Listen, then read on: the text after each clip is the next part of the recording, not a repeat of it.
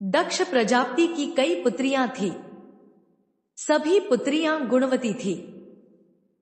फिर भी दक्ष के मन में संतोष नहीं था। वे चाहते थे उनके घर में एक ऐसी पुत्री का जन्म हो जो सर्वशक्ति संपन्न हो एवं सर्वविजीनी हो, जिसके कारण दक्ष एक ऐसी ही पुत्री के लिए तप करने लगे।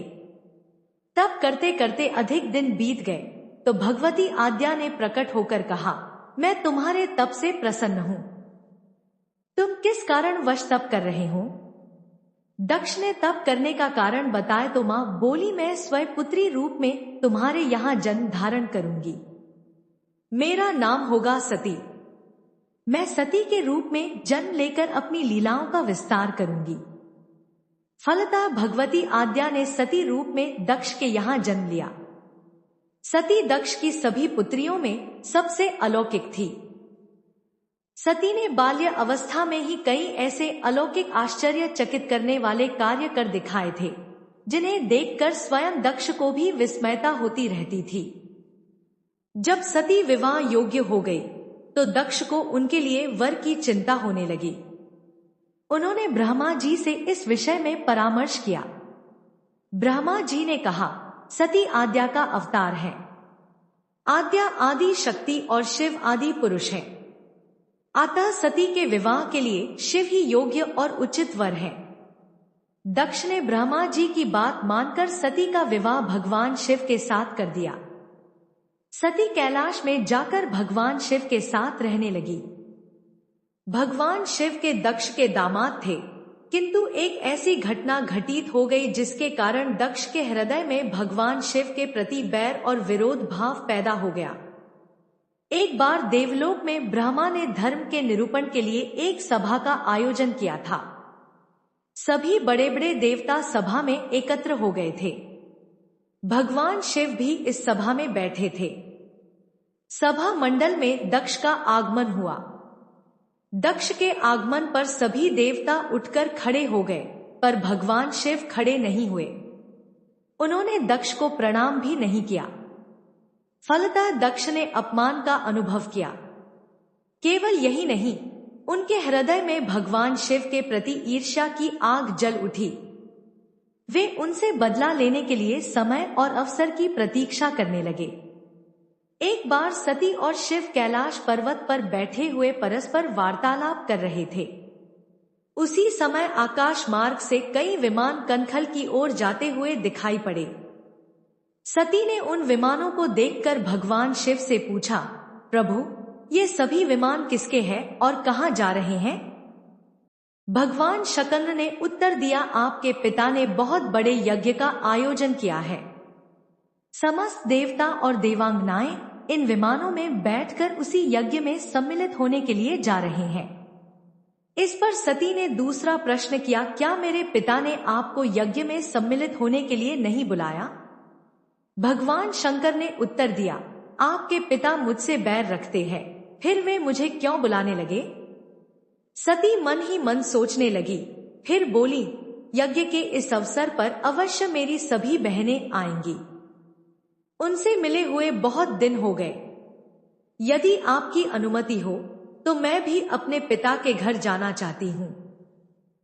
यज्ञ में सम्मिलित हो लूंगी और बहनों से भी मिलने का सुअवसर मिलेगा। भगवान शिव ने उत्तर दिया, इस समय वहां जाना उचित नहीं होगा। आपके पिता मुझसे जलते हैं, हो सकता है वे आपका भी अपमान करें। बिना बुलाए किसी के घर जाना उचित नहीं होता है। इस पर सती ने प्रश्न किया, ऐसा क्यों?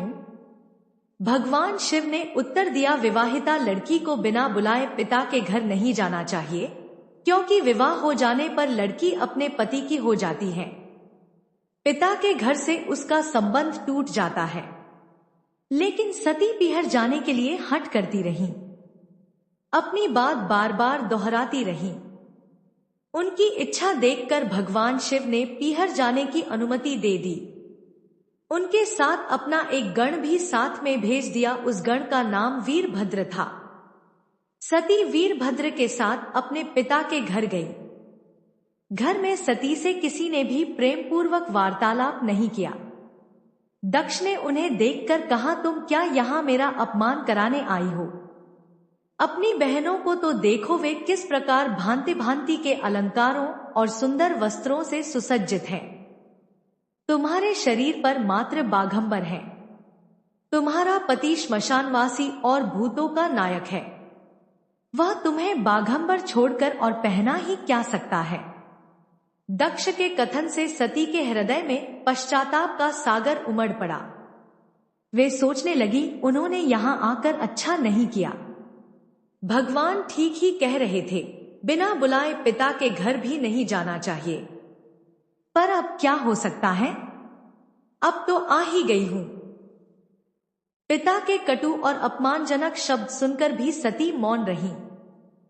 वे उस यज्ञमंडल में गई जहां सभी देवता और शिमुनि बैठे थे तथा यज्ञकुंड में धू धू करती जलती हुई अग्नि में आहुतियां डाली जा रही थी।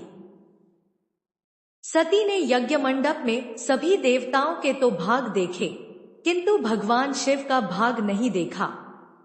वे भगवान शिव का भाग न देखकर अपने पिता से बोली, पितृश्रेष्ठ यज्ञ में तो सबके भाग दिखाई पड़ रहे हैं, किंतु कैलाशपति का भाग नहीं है। आपने उनका भाग क्यों नहीं रखा? दक्ष ने गर्व से उत्तर दिया, मैं तुम्हारे पति शिव को देवता नहीं समझता।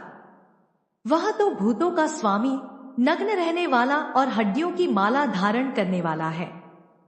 वह देवताओं की पंक्ति में बैठने योग्य नहीं है। उसे कौन भाग देगा? सती के नेत्र लाल हो उठे, उनकी भौहें कुटिल हो गई। उनका मुखमंडल प्रलय के सूर्य की भांति तेजोदीप्त हो उठा। उन्होंने पीड़ा से तिलमिलाते हुए कहा, ओ मैं इन शब्दों को कैसे सुन रही हूं, मुझे धिक्कार है। देवताओं, तुम्हें भी धिक्कार है। तुम भी उन कैलाशपति के लिए इन शब्दों को कैसे सुन रहे हो जो मंगल के प्रतीक हैं और जो क्षण मात्र में संपूर्ण सृष्टि को नष्ट करने की शक्ति रखते हैं। वे मेरे स्वामी हैं। नारी के लिए उसका पति ही स्वर्ग होता है। जो नारी अपने पति के लिए अपमानजनक शब्दों को सुनती है, उसे नरक में जाना पड़ता है।